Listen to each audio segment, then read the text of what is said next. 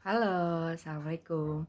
Kali ini Miss Lina ingin sharing sesuatu tentang parenting. Ini juga terinspirasi dari filmnya Adam Sandler, judulnya Big Daddy.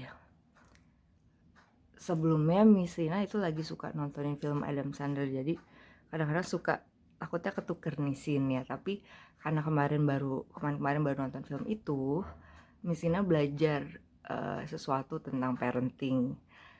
Mungkin yang belum nonton, Miss Lina juga nggak mau spoiler, hanya garis besar aja. Jadi intinya kan kalau misalnya kalian adalah penggemar filmnya Adam Sandler yang mana sukanya komedi ya, jadi mungkin sebagai orang tua itu akan terhibur nonton film itu ya.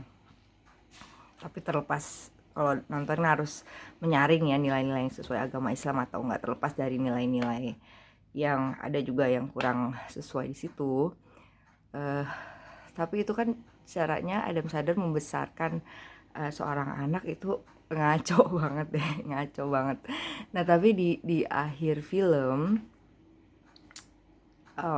sorry deh kalau spoiler ya, di akhir film itu kayak Adam Sandler itu memperbaiki hidupnya gitu, dari yang tadinya dia nggak punya kerjaan jadi dia ngangkat anak untuk kayak dia pikir itu taking the next step gitu. Dia mengangkat anak, bukan mengangkat anak ya, karena ada anak gitu kan, sebenarnya anak temennya. eh apa Dia memutuskan untuk menjadi ayah padahal dia belum punya kemampuan untuk itu, yang mana itu juga suatu bahan refleksi ya bagi Miss Lina. Dan mungkin juga itu bukan uh, sepertinya ya, bukan Miss Lina aja. Kadang mungkin ada orang yang uh, mungkin karena kayak Miss Lina gitu berpikir kalau parenting itu suatu kemampuan yang alami, seperti kemampuan menyusui. Padahal itu sama sekali bukan kemampuan yang alami. Mungkin ada alaminya, tapi kasih sayang itu sifat sayang yang Allah berikan. Tapi seperti katanya Simon, nyebutnya gimana, Sinek ya, yang why itu kan, yang itu dia bilang parenting is a muscle. Jadi itu suatu muscle, suatu otot yang perlu kemampuan, yang perlu dikembangkan gitu.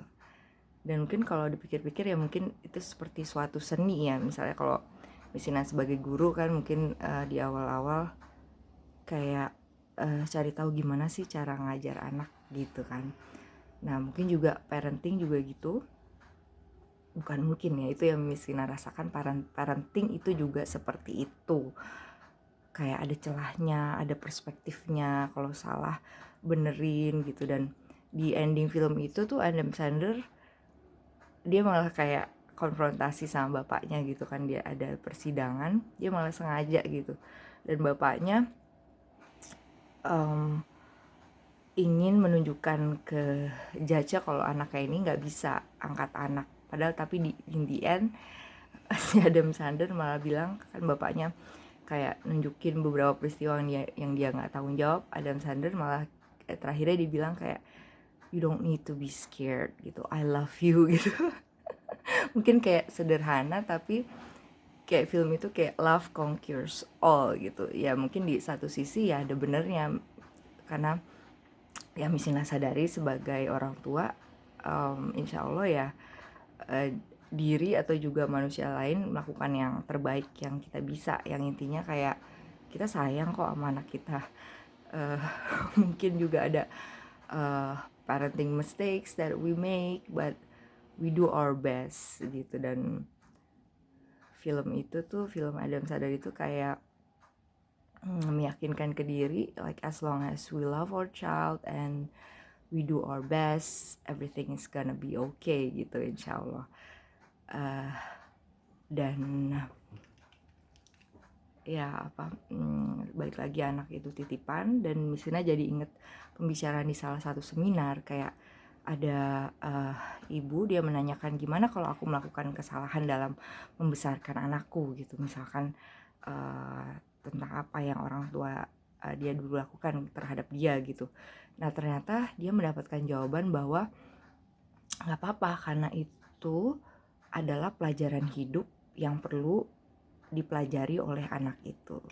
Dan baru-baru ini Mistina juga baru baca bukunya Overcoming Your Childhood. Itu tulisannya School of Life yang ada YouTube-nya. Jadi di bagian buku itu intinya anak itu membutuhkan sosok yang dapat mencintai dia apa adanya. Dan digambarkan ada 2 situasi di meja makan. Misalkan satu anak itu kayak benar-benar patuh, benar-benar sopan sama orang tuanya, dan satu lagi kayak menghina, bukan menghina ya, makanya ngomongnya seenaknya sama ibunya, misal bilang kamu gendut atau gimana gitu, yang saya ingat Mesina. Nah terus dibahas mana keluarga yang sehat. Ternyata yang keluarga nomor 1 yang mana anaknya sopan itu juga sebenarnya belum tentu juga sehat. Bisa aja anak itu melakukan represi emosi gitu, dia berusaha untuk terlihat baik di depan orang tuanya dengan dia mengesampingkan emosinya. Sedangkan anak yang kedua dia bisa menjadi diri dia apa adanya karena dia tahu itu adalah safe space untuk dia. Nah tapi dia juga dilihat juga kan, ya di mana-mana harus seimbang, kita juga harus ngajarin sopan santun juga pada anak. Jadi bagi kamu sebagai parent, sebagai orang tua yang mungkin ngerasa hopeless, aduh kok anak aku kayak gini, aduh aku parentingnya bener apa enggak gitu, just remember kita belajar sama-sama and you are doing your best you can.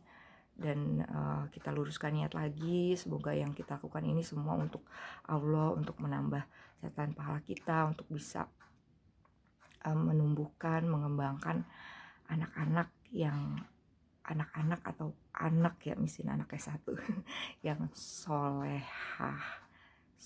dan solehah, menjadi penerus generasi bangsa yang cinta Indonesia, juga yang menjadi rahmatan lil alamin bagi diri juga.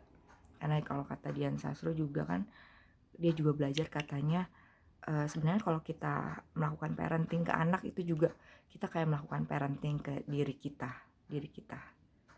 And I believe that I'm doing that, karena dengan menjadi orang tua mau nggak mau ya tanda kutip kita memilih untuk menjadi lebih dewasa,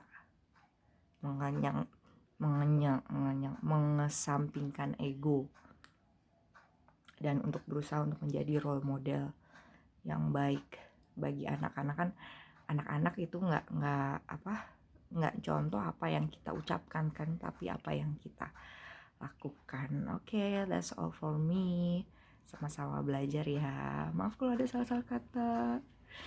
Semoga bermanfaat terutama buat diri Miss Lina. Assalamualaikum warahmatullahi wabarakatuh.